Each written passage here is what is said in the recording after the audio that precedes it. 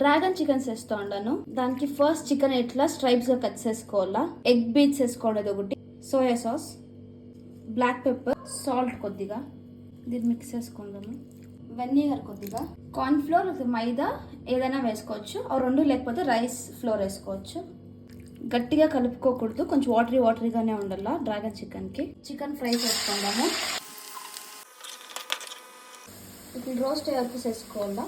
Dragon chicken toss చేసుకోనికి oil కొద్దిగా, red chilli వేసుకుందాం, గార్లిక్, జింజర్, ఆనియన్స్ అన్ని, జీడిపప్పు, క్యాప్సికమ్, ఆనియన్స్ వేసుకుందాం, రెడ్ చిల్లీ సాస్ కొంచెం, సోయా సాస్, సాల్ట్ కొద్దిగా, black pepper, tomato ketchup, vinegar 1 tablespoon, 2 spoons water, fry చేసిన చికెన్ వేసుకుందాము.